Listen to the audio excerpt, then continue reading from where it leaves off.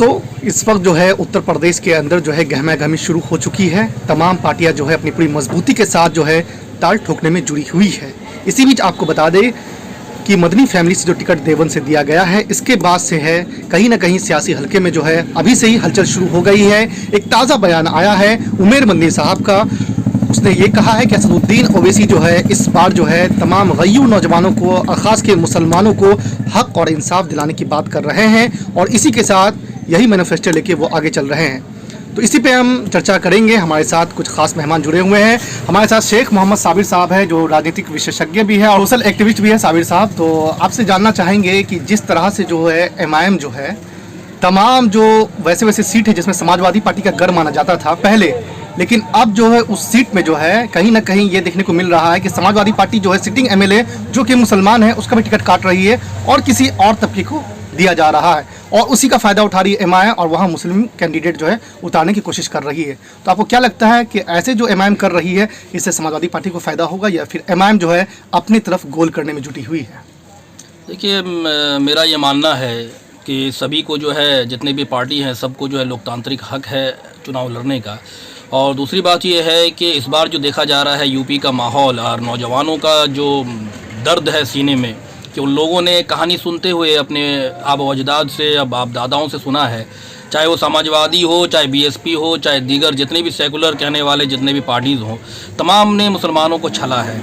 चाहे किसी भी नाम पर हो, एजुकेशन के नाम पर हो, चाहे वो आपकी माशी हालत किसी के बारे में हो, किसी भी फील्ड में आप देख लीजिए, तमाम तर फील्ड में जो है समाजवादी फैल रही है, बीएसपी भी फैल रही है और भाजपा तो सीधा वार करती है। आप देखिए अभी हालात क्या है उत्तर प्रदेश में। नीति आयोग की रिपोर्ट है, मंडल कमीशन की रिपोर्ट है, रंगनाथन कमीशन की रिपोर्ट है, सच्चर कमेटी की रिपोर्ट है, तमाम तर जितने रिपोर्ट्स आ रहे हैं सब जो योगी आदित्यनाथ के ख़िलाफ़ है।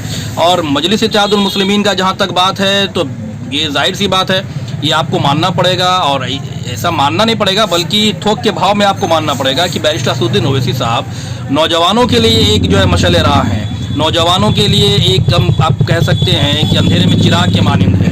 वो जिस तरीके से उनका सोच है, दूरअंदेशी है, डेफिनेटली मैं सोचता हूँ कि यार अच्छा खासा सीट उत्तर प्रदेश के नौजवान और अवाम अगर दे देते हैं मजलिस इत्तेहादुल मुस्लिमीन को, डेफिनेटली वहाँ की जो नाइंसाफ़ी है, बदहाली है, नाखानदगी है, पसमानदगी है, ये दूर होकर रहेगी इंशाअल्लाह।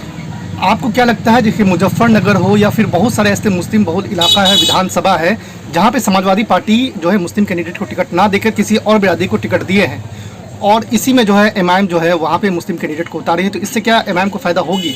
बिल्कुल फ़ायदा होगा। इसमें फ़ायदा होने की क्या बात है। समाजवादी पार्टी का चेहरा जो है बेनकाब हो चुका है। वो नकाब में अब तक से लोगों को वो नज़र आ रहा था कि मुसलमानों के हिमायती हैं, लेकिन कभी भी मुसलमानों के हिमायती नहीं रहे हैं। उनके जो समाजवादी के 10 साल 15 साल से जो कार्यकर्ता जो खट रहे हैं, अखिलेश यादव के पीछे आगे पीछे करते हैं, 10 साल 15 साल हो गए हैं, उन नौजवानों को जो नौजवान 15 साल 16 साल की उम्र में 18 साल की उम्र में जो है समाजवादी में ज्वाइन हुए थे, आज 18 साल से लेकर के आप ये मानिए कि 40 साल उम्र हो गई है, 45 साल की उम्र हो गई, अभी तक उन लोगों को टिकट नहीं मिला है। उनका काम सिर्फ यही है, जैसा साहब बोलते हैं ना, नून रोटी नहीं खाएंगे, दरी हम बिछाएंगे, दरी हम नहीं बिछाएंगे, वो इसी को वोट देंगे, इस तरह का कुछ एक नारा लगाया, हमको पता नहीं है, खास आपको मालूम होगा।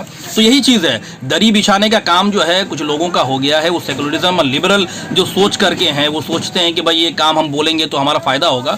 तो इस तरह अब जो है होने वाला नहीं है। नौजवानों का जो है माइंड सेट बदला है। नौजवान चाहते हैं कि बैरिस्टर साहब के हाथों को मजबूत करें और उनको उनके नुमाइंदे को जिता करके जो है असेंबली में भेजे, तो फिर ये नाइंसाफ़ी दूर होगी इंशाअल्लाह।